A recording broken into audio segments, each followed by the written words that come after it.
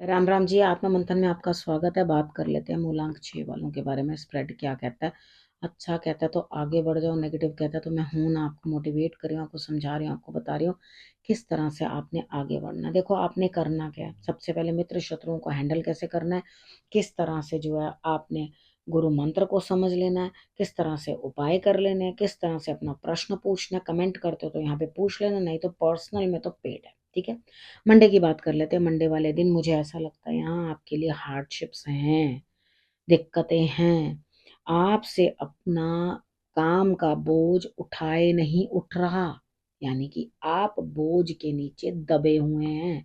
तो यहाँ पे आपको करना क्या, चीजों को समझने की कोशिश करनी है, चीजों को अंडरस्टैंड करने की कोशिश करनी है कि कभी कभी स्ट्रगल्स झेलनी पड़ती हैं। शमी पत्र लेके आप शंकर भगवान पे अर्पण कर दो और बेल पत्र लेके अर्पण कर दो, रिजल्ट्स बेटर रहेंगे। ट्यूसडे की बात करते हैं, ट्यूसडे भी बर्डन बहुत है, ठीक है।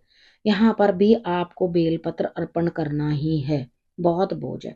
अचानक से सेकेंड हाफ में कोई काम आ जाएगा, कोई दिक्कत आ जाएगी। देखो झगड़ा नहीं करना किसी के साथ, ठीक है। यहाँ पे कोई दिक्कत आ जाएगी आपको, या कोई काम एकदम से सर पे आ पड़ेगा और करना ही पड़ेगा, यानी कि आपको उस चीज के अंदर जल्दबाजी मचा के पहुंचना ही पड़ेगा वहां तक। तो कोई दिक्कत नहीं है, कर लो। तो वेडनेसडे की बात करते हैं। वेडनेसडे वाले दिन मुझे ऐसा लगता है यहाँ कहीं ना कहीं आपको ऐसा लगेगा कि कुछ चीजें मिस हो गई लाइफ से, कुछ चीजें छूट गई हैं।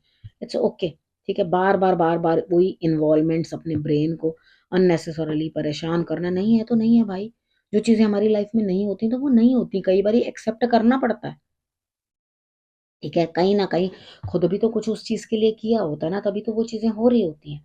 तो यहाँ पे पास्ट की बातों को लेकर इसने वो कहा, इसने ये कहा, stop it please. Move on, आगे चलो। अपनी इन बातों को छोड़ दो, नहीं तो दिमाग के ऊपर जबरदस्त प्रेशर है वेडनेसडे वाले दिन। ये हो गया, वो हो गया, वो हो गया। भैया देखो, मैं हर चीज के लिए एक चीज बोलती हूँ, आप चाहते तो बहुत कुछ हो, लेकिन क्या उसके लिए, उस रिलेशन को संभालने के लिए आपने उतना इनिशिएटिव लिया? पहले इस चीज को समझो, ठीक है। तो बैड वर्ड्स बोलने, किसी को गलत बातें बोलनी, उन चीजों को लेकर हर समय माफी नहीं मिलती।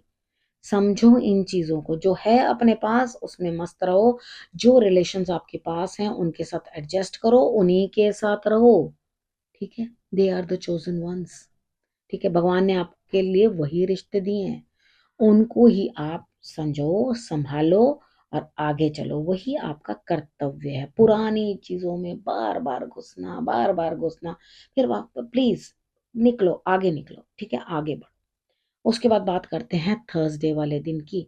यहाँ थर्सडे वाले दिन मुझे ऐसा लगता है मेरी बातें सुन लोगे, समझ लोगे, दोनों हाथों से मेहनत करने लग जाओगे, लेकिन फिर सेकंड हाफ में आपके लिए कुछ ना कुछ ऐसा होगा कि कुछ लोग आपसे दूर हटते हुए। तो प्लीज कंट्रोल योर इमोशंस। मैंने जिस तरह वेडनेसडे का, कुछ भी ऐसी बातें लेकर मत बैठना, तुमने ये कहा था, तुमने वो कहा था, तूने ये कहा, तूने वो कहा। और जब ऐसा लगता है कि इस तरह की कुछ प्रॉब्लम है तो मूव आउट, ठीक है। थोड़ा सा हट जाओ उस चीज से, सामने वाला शांत हो जाएगा तो अपने आप बातें जो है शांत हो जाती हैं, ठीक है। अननेसेसरीली इन्वॉल्वमेंट मत बढ़ाओ। और उसके बाद फ्राइडे की बात करते हैं। देखा, फ्राइडे को सब सॉर्टेड हो गया, अपने जीवन साथी के साथ अब मस्त हो, अपने प्यार करने वाले के साथ अब मस्त अच्छी तरह, अब एक मैच्योर इंसान की तरह बिहेव कर रहे हो, दैट इज टू गुड, ठीक है। फ्राइडे वाला दिन आपके लिए बहुत अच्छा है, बहुत बेटर है, बहुत बढ़िया है। आगे चलो, आगे बढ़ो, अननेसेसरली खुद को परेशान मत करो। अब बात करते हैं हम सैटरडे की। सैटरडे में भी घर बैठ के काम करते हुए दिखाई देते हो, घर और बाहर दोनों की जिम्मेदारियां निभाओगे, दिल खुश रहेगा। पुराने दुखों से बाहर आते हुए, उभरते हुए, थैंक यू सो मच, आपने मेरा कहना माना, ठीक है। उन चीजों को भुलाते हुए, अपने आप को हील करते हुए, अपने आप को सही रास्ते चलाते हुए, मस्त अपनी ड्यूटियां निभाते हुए, यही जीवन है, ठीक है। संडे की बात करते हैं। संडे वाले दिन मेहनत करके अचीवमेंट्स लेते हुए और अपने क्रेडिट को ईश्वर पे छोड़ते हुए, यानी कि ईश्वर मेरे लिए सब अच्छा करेंगे और ऐसा ही होना चाहिए। संडे वाले दिन आपको अपने ईश्वर पे सब चीजें छोड़नी चाहिए। रिजल्ट की चिंता मत करो, जो प्राप्त किया सुबह वो आपके लिए अचीवमेंट है। अब हम बात कर लेते हैं गुरु मंत्र की। यहाँ पे मुझे लगता है अभी कुछ भी ना सेट नहीं हुआ, ठीक है। अभी सेटलमेंट होनी है, सेट होना है आपको, ठीक है। किसी भी काम को लेके रिलेटेड आपको ऐसा लग रहा है ये काम नहीं हुआ, तो वेट फॉर 15 डेज, ठीक है।